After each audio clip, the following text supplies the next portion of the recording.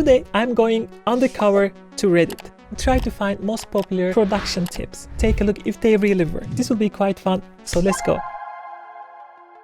At the moment, we are on electronic dance music production subreddit, top post of the month and top post of the year. So the first one over here is if you are not using grain delay, you are missing out of the possibility the best resampling tool in your toolbox, which I actually agree. Approved by the grain delay themselves. Let's take an example. I think this is good to get a grain delay. You have two different axes over here. They call it the resampling mechanism. You can do really a lot of things and end up with this really weird sound that is not really relevant to the original sound anymore. So let's play around a bit. If you add heavy drums on behind this one, we should also resample this now. Advice of the Redditor. Quantize this one, side change our drum loop, and here we go from here to here.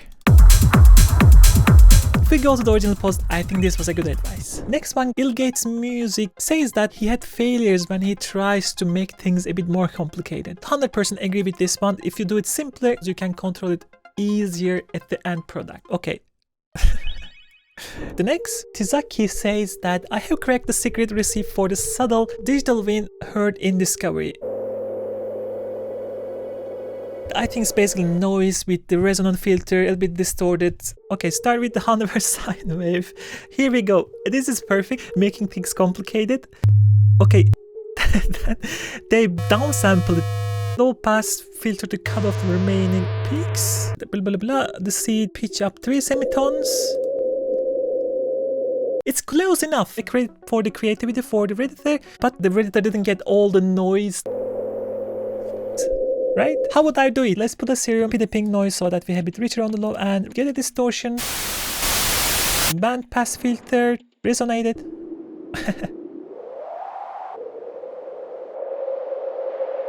Analog synthesizer he probably using, do the similar thing. Let's take this cut off so that peak resonance is a bit different. Tinker a bit more. Here we go. In that perfect example, why the simplest and straightforward solution can be the best solution most of the time. The next tip, almost 300 upvotes. Most of the highs are coming from around 8 kHz. Many people think about the high end or the air of the sound above 10 Hz, so below 10 Hz, more like a mid-highs. But the Redditor says that no, it's not like that. Almost all the clarity between 1 kHz, 10 kHz, 40 kHz boost sounds nice though.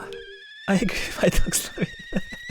And let's do a test here. Introduce a vocal from our upcoming vocal sample pack, and we're gonna bump EQ. I will put it in different places. Which one do you feel most like a high end? Is it enough? Is it enough? Is it enough? Is it enough? For me, this one is the main high end of the vocal. I think this is a legit trick. Okay, next one, tutorial guy mindset versus actual music producer mindset. Okay, I'm a bit offended. It says the tutorial guys are doing entertainment shows with a steady stream of episode. Correct and not correct at the same time, because most of my income is actually not coming from YouTube. The only reason I like YouTube because it helps me to reach more people so that they actually come and take a look at my products, my sample packs, my preset packs, online courses, right? Actually, I pay more for my editors and designers for YouTube than I earn from the YouTube itself. Some person says that there's more entertainers than teachers. Yes and no. I think this video will be more entertaining video than education video, for example. That being said, I agree with the idea of that you cannot teach people how actually you can finish a track without finishing yourself, so that you know the frustrations that producers got. I agree half of it and I don't agree other half of it.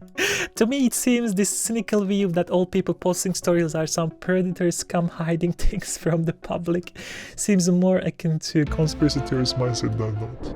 Okay, the next one is which genre do you guys feel is for producers by producers genre? The most nerd genre I will say is definitely the NB. It's an awesome genre. I think some experimental glitch music, blah blah blah, is where producer flex on. Probably true. Okay, the next one, the best advice is I can give you after about 7 years producing. Don't high pass everything. Took me 6 years to realize this. Goddamn YouTubers. Randomly high passing shit just because I can. I will probably go with the high pass everything above 100 Hz because these are sub areas, so you don't want to probably anything there. But I see people high passing up to like 1 kHz, 2 kHz. That's a bit too much and it will really make your sound flat. Probably using too much reverb delay, 100%. You are probably having too much high end, 100%. Your mix starts from the kick. Not always has to be kick, by the way. It could be also snare. You're looking for an anchor point that you can balance everything from. Train your ears. Next one. What production techniques do you use that seem small but have a big effect on the final song? The sidechain is really the small things and make a huge difference. Let's take a bass and kick. This is without the sidechain. And this is with sidechain. It definitely already makes a huge difference and everything sits more properly. Clipping trances 100%, especially for your mixes and your overall loudness. Snares are very typical examples. Hi-hats could be as well. You see this initial transient over here? If you have all those sounds on top of each other right at this point, you will have a problem mix clipping. What you can do, Free Clipper is a free tool. Freeze and flatten this so that you can see the difference. You can see how much headroom we gained by just clipping a little bit.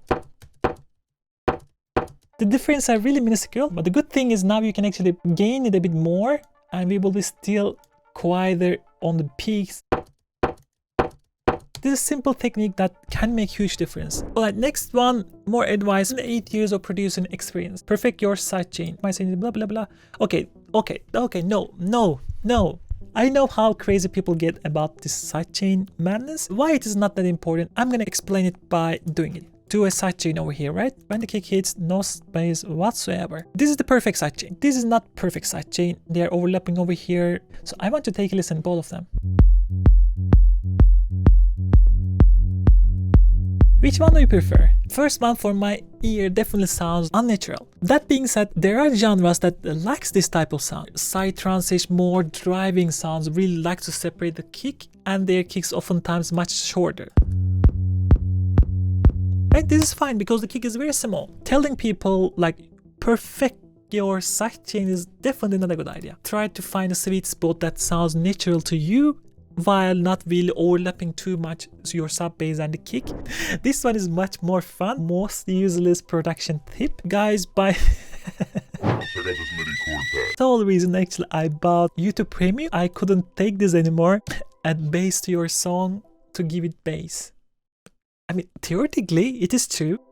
Don't use spot. Yeah? Who lives in a pineapple under the sea? You shouldn't, whatever. Yes, you should. I would probably agree with this one most of the time. The main reason people tell you shouldn't or you should never is, especially for the beginners, I think the better way of saying this, you should avoid big boosts with EQ or avoid boosts altogether. Of course, wrong because beginners they often really tricked by the loudness. So I'm gonna play an A/B and you tell me which one sounds better.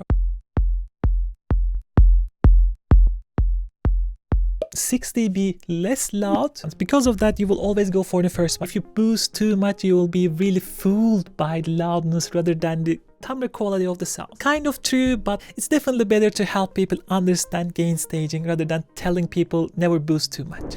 Okay, if you are interested about tips and how professionals really do things, I have a video over here just about that. Take a look.